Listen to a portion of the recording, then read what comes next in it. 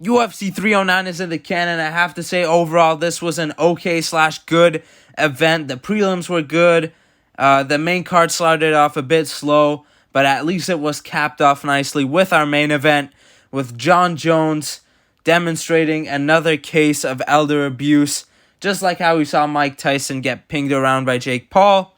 He did the same thing to Stipe, got him down, elbowed him with an outside trip, and then I thought he would go for the wrestling more. He chose not to. Instead, he kind of stayed at range. Stipe, whenever he bursted, he kind of turned his head, evaded from the shots, invested to the body with some teeps, threw a few head kicks after kind of getting, or after trying to get Stipe used to the body shots. Some of them got through the head kicks, but not too impactful. And then eventually, after throwing a few spinning kicks to the body throughout the fight, he gets Stipe up along the fence and puts one right in his stomach and gets him down. TKOs him, and at least there's good signs towards making the Aspinall fight. Jones said he wants a payday. Dana said he was expecting this from Jones prior to the fight. He said that Jones, if he were to get the job done, he would ask for a payday, and so he did. And Dana said he would try and do everything in his power to make that fight, and all signs look good towards that fight happening. But yeah, old man John beats up even older man Stipe. And as for how that fight goes between Tommy and John, I'd say Tom Aspinall, I'm leaning towards a bit slightly. Seeing John evade from those shots and Stipe still being able to land clean from some of his evasions, and even from when they were in the center of the cage and Stipe was able to back up John with some nice, slow, old man combinations. Very promising signs for Tom Aspinall. It's just about, if Tom Aspinall can establish that boxing early on, or does Jones get him down early, wear him out, and then drag Aspinall to a decision, or possibly a late rounds TKO with ground and pound or something like that. So, yeah, we'll get into that more towards, when the fight actually happens, hopefully. But those are my kind of early thoughts on that fight happening. So, yeah, good main event. It was at least action-filled. It wasn't boring. Or, at least just a one-round easy Jones TKO, which was almost about to be if there was an extra few seconds when Jones had Stipe's arm trapped and was raining down some very clean elbows to the dome of Stipe. So yeah, as for the co-main event, Oliveira Chandler 2.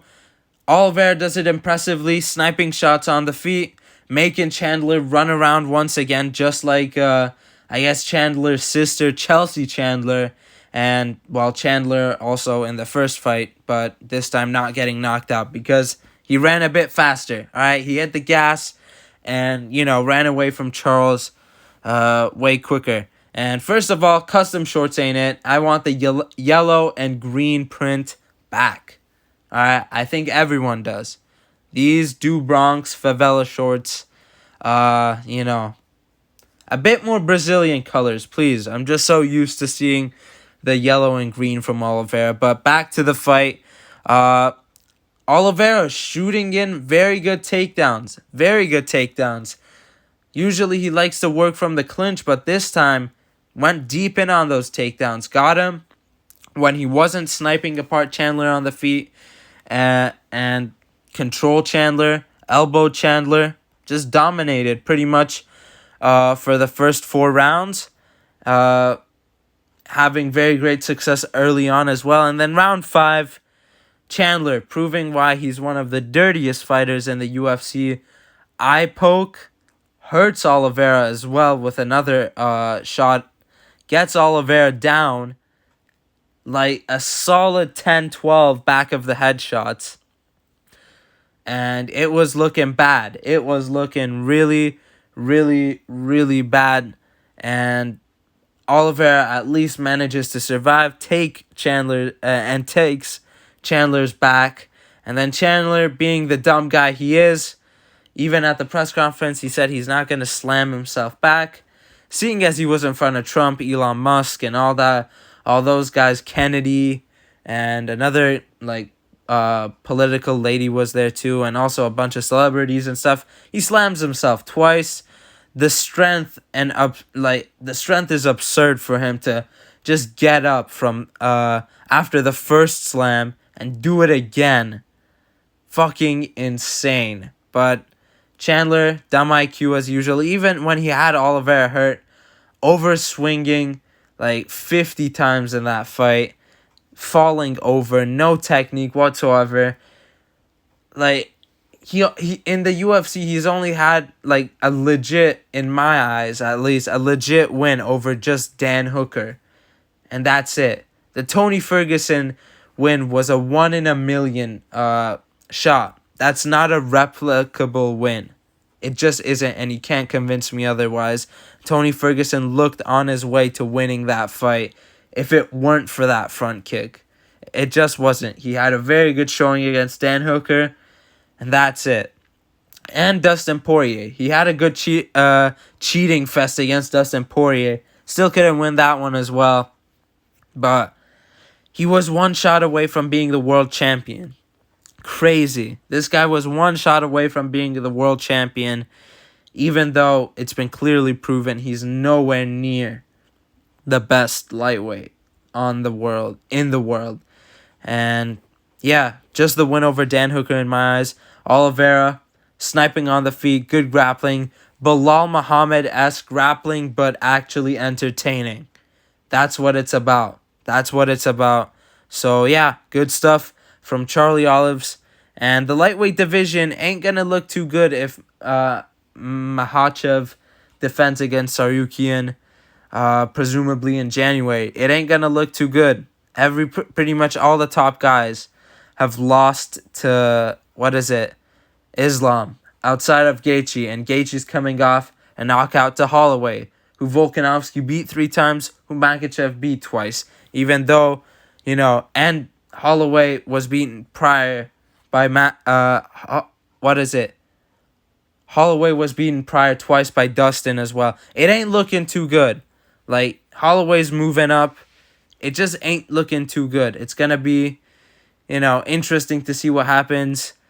We need a new contender. We need a new contender in the lightweight division. But as for what's next for Oliveira, the BMF fight is right there for the taking.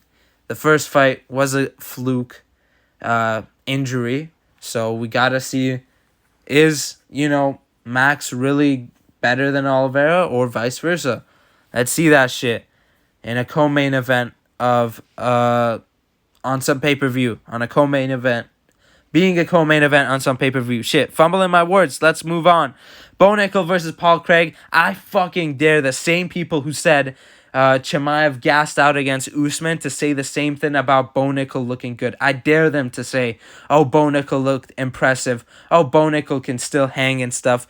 Or defend this performance in any, sort of way.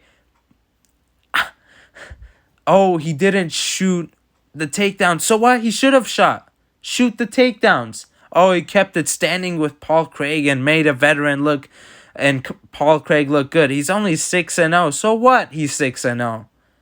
So what? He's 6-0. Show us something better. This was not a good performance. It was a horrible performance. I had it 29-28. Bo Nickal, I gave him the last 2 rounds. I gave round 1 to Paul Craig pretty clearly. Not pretty clearly, slightly. Round 3, Bo Nickal. Pretty clearly. My bad. Rounds 1 and 2 were close. First round, Craig just landed the better shots. Vice versa in round 2, Bo Nickal. Just not much happened. Made a light heavyweight and Paul Craig look decent on the feet. Bo Nickal did. That's not good. That is not good. Especially now. An older version. A drawn out, have you seen how shriveled up Paul Craig looks in his UFC portraits when they're doing media day photo ops and stuff? He looks shriveled up in those. Brennan Allen took care of him. Caio Borralho, these are top contenders, yes, but now everyone prior was talking about Bo Nickal against Israel Adesanya. He would take him down and murk him. No. Even against Chimaev, oh, he's like an all-time like Pen 10 whatever wrestler in America. And everyone was talking about, oh, Whitaker, he's going to stuff Chimaev's takedowns. Look how he stuffed the Olympic level wrestling of Yoel Romero.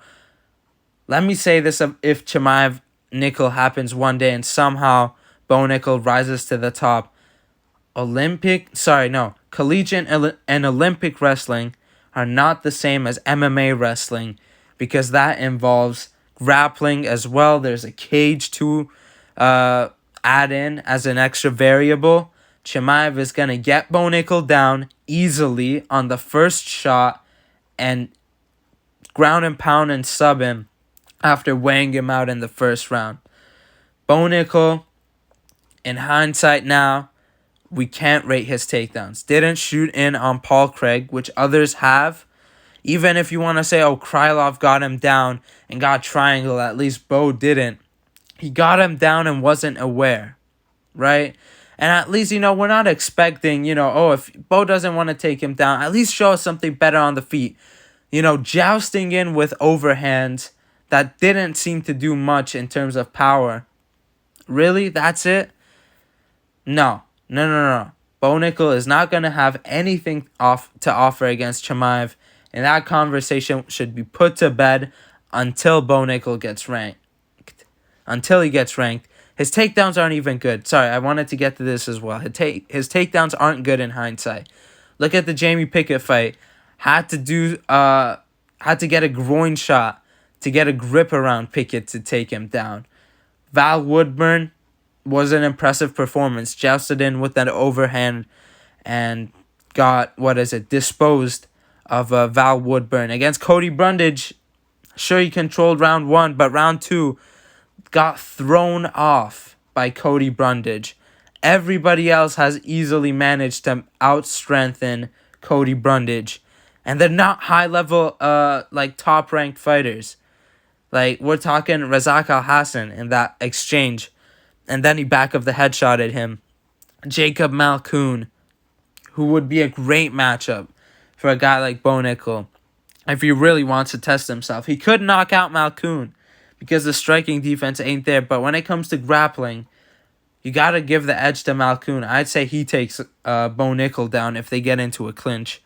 But a horrible performance from Bo Nickal. Do not bring his name up, even against Israel Adesanya and Sharon Magomedov. No. After that performance, no. Say Paul Craig's bigger. I don't care. He should have done more against an old, drawn-out, worn-out Paul Craig, who's 1-4, who was 1-4 coming into this fight. Not impressed by your performance. I ain't doing the GSP accent. I ain't fumbling any more words. Araujo versus Silva. Kind of expected this in terms of Araujo stuffing Silva's takedowns, using her boxing and stuff.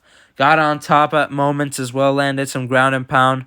Round 1, actually, Karine Silva landed a very clean shot on Araujo towards the end of the round, stumbling her. But rounds 2 and 3, you got to give it to Araujo and a good underdog pick on my behalf.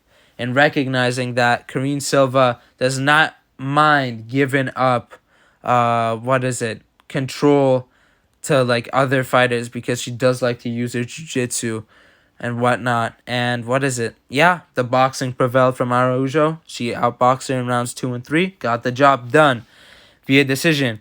Now, Ruffy versus Lontop. Fighting Nerd's aura still holds. Strong. 16-0.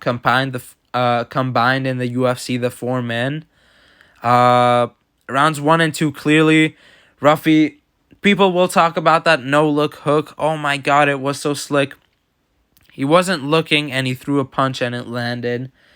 It's great, but that wasn't the impressive part, I'd say.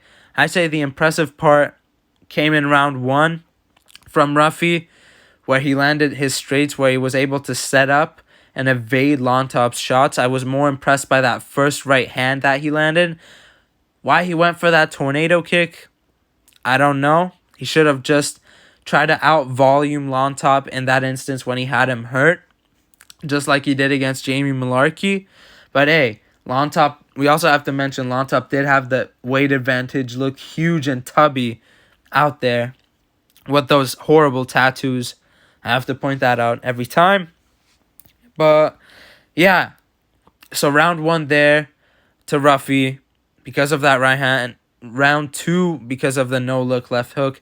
And round 3, we see Ruffy slowed down. Ruffy slowing down, and Long Top's boxing is landing. And this, puts to bed the young Conor McGregor comparisons. McGregor was really good when it came to constantly being offensive, and then whenever they came, he countered. Huffy likes to bounce back from range. He doesn't really counter too often. Yes, of course, he will, but that's not his, go-to per se. And when he pressures, he likes sniping people out, like Pereira. He is a Pereira who doesn't use like hooks and stuff for the most part. He uses straights as, his hooks, kinda. You get what I mean. Like Pereira, he likes, using his hooks and stuff and getting out of range. For Ruffy, it's his straights. Yes, of course, Pereira will throw straights and Ruffy will throw hooks just like he did tonight. But that's that. And just like Pereira, Ruffy was open. Ruffy was open in round 3, kind of gassed out. But Long Top was putting the pace on him a little bit, outvoluming him, landing some good leg kicks as well. Ruffy did so in rounds 1 and 2. But, what is it? Long Top did really well in round 3. Ruffy didn't do much and kind of just slowed down and allowed for Long Top to get some shots in. Ruffy still won and called out Saint Denis. I just will say, we need something in the lightweight division. I know there's Grant Dawson, who's deserving of a ranked contender, being 10-1-1 in the UFC, but if we're seeing Kron Gracie 1-2 in the UFC, Kron Gracie 5-2 overall as a professional mixed martial artist, get Bryce Mitchell, please give Ruffy Saint Denis.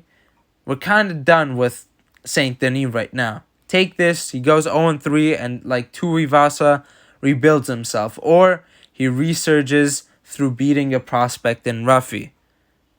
Simple as. That's what we need to see. Now, our, featured prelim, just a frustrating fight. Martinez is the better fighter, and I'm saying this even though I picked McGee. Went like how I expected, rounds 1 and 2. It was McGee kind of stopping the kicks from Martinez. In round 2, he slightly stumbled, but out-volumed Martinez, by a lot, landing more in terms of the boxing. In rounds 1 and 2, winning those 2 rounds. And then round 3, we just see that Martinez is the way better fighter, chopping, landing some clean boxing shots, causing a little bit of a wobble when it came to the leg kicks and from the boxing of Martinez on Marcus McGee. And Marcus McGee gets it done, but the better fighter is Jonathan Martinez. Just didn't show it.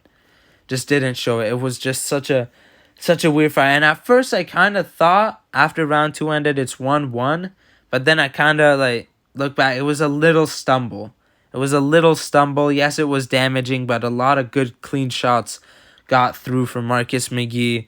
Also, giving signs of impact on Jonathan Martinez. But a frustrating fight to see. And McGee gets it done. Jim Miller versus Damon Jackson. Jackson retires after getting guillied. There's not much to go over in this fight. Clean guillotine from Jim Miller. Another win. 27 wins. Going for 50 fights. Looking good. It was a guillotine. There's not much more to say. Congrats to Big Jim. A10. Onama versus Romero. Why this was a scrap was beyond me. I don't know how Romero didn't get put out by Onama early on. And even towards the end of the first round, I believe, Romero did knock him down, take his back, but Onama scrambled up. It was a crazy fight. Should have gotten fight of the night as well. But it didn't. Oliveira, Chandler did. Good on them. But shit, man. The darkest guy gets it done. Scrambling, getting control over Romero, stinging him up in rounds 2 and 3, definitely. Round 1. Yeah, oh my god, I can't remember if it was, like, I remember that David Onama dropping Romero, but was it in round 1? I think it was. I definitely remember scoring 2 and 3 for Onama. But round 1, if the knockdown was, holy shit, kind of embarrassing, but kind of embarrassing from Onama too. This guy was 8-3-1, stepped in on short notice. A certified crusher, man. At his first 7 fights were against guys with less than 3 fights, and he lost a couple of them. One of them via finish, and they didn't turn out to be much at all. And he was very open in those fights, just slinging heat, going for finishes and stuff, and not the most impressive way, but makes a good fight out of Onama, and gets the win. Yeah, but not the most impressive performance, yes you could say. Diniz versus Tybura, as I expected. We're not gonna see anything in the heavyweight division until the UFC starts going to other countries, in the Eastern European regions, and taking out some roided Russians, or some English heavyweights or something. Yeah, crazy. We need some of those. We need some of those jacked up fighters. Look at KSW, those jacked up, roided up Polish dudes, Russian dudes. Some, get Phil DeFries back in the UFC or something. Like, there's nothing in the heavyweight division. No more prospect. We've had Shamil Gaziev turned away from Rosenstrike and then go to a decision with Dontel Mays. Robelis de Spain takes out, Parisian, that fat guy who probably farted his way into the octagon. He took him out and then lost to Cortez Acosta and Austin Lane, 2 strikers with grappling. He lost via grappling in those fights. Jesus. And then we see the same thing. Jonata Diniz. It gets stopped controversially because it was a wobble, but the cut was so bad. I don't mind it. From the cut wise, it should have been stopped because of the cut. They said they stopped it because of the wobble, which is pretty insane. But yeah, Tybura, just, we're gonna see Tybura Aspinall too. Spivak versus Aspinall too. That's what the gauntlet is gonna be like this once the Jones Aspinall saga ends, and then Pereira wants his shot at heavyweight and stuff. Once that saga ends, we're going to see Tybura get a title shot. Spivak is going to be our main event.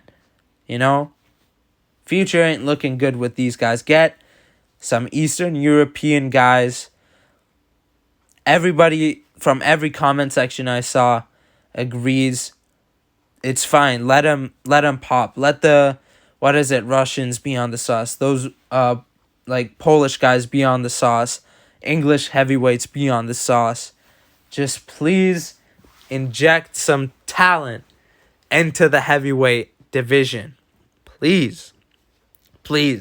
No more tubby Americans or Brazilians like they've been doing, filtering them through LFA and that kind of shit. No. We need some heavyweight talent, and the best place you're going to find it is in Europe. Or even one championship, I should also mention. Bring Buchecha, that jacked up Brazilian. Bring him. He just got a win over at one championship. Sign Roig or Roig. Anatoly Malkin, no thanks. One can keep him. But yeah, that's my takeaway from this fight. Tybura title shot coming soon to a pay-per-view near you. Mickey Gall, worst fighter in UFC history, but has a win over CM Punk, so we can let it slide. Getting KO'd by a guy like Brahimaj, a grappler who has had no KOs, no success on the feet even. Jesus. Abysmal performance. And then this also ties in with Oban Elliott versus the Habibi Basel Hafez. The JDM hype is dead. I said this on a post. I got flamed in the comment section, flamed in my DMs. The JDM hype is dead. That slow boxing, was enough to get him the edge in that fight.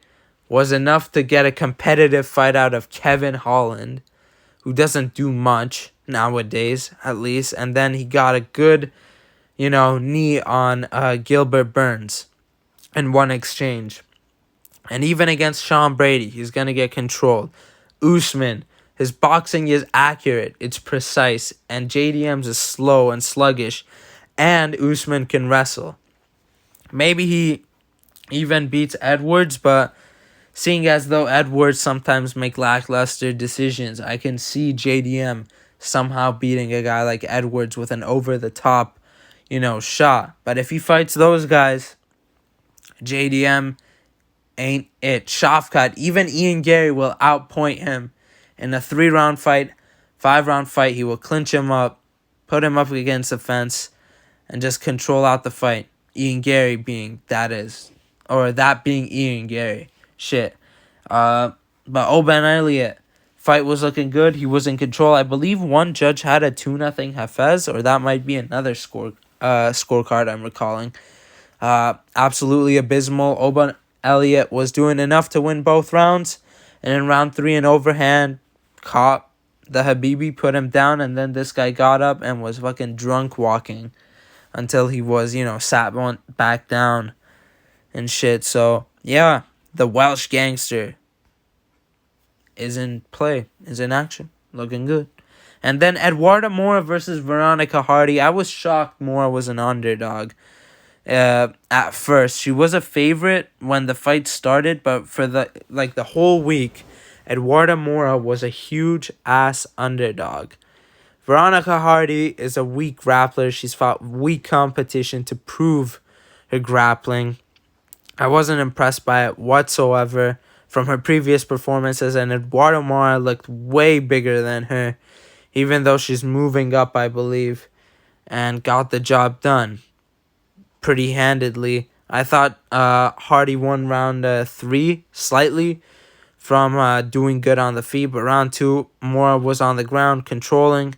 Round 1, she landed the cleaner shots and sealed it off with a takedown as well. Just shocked she was an underdog coming into the fight. So, yeah, good on her for winning. Yeah, she's with Jalton Almeida. She trains in his gym, so that's why she's good at controlling fighters and stuff. So good on her, good win, good performance.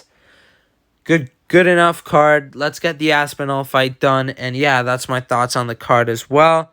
And peace.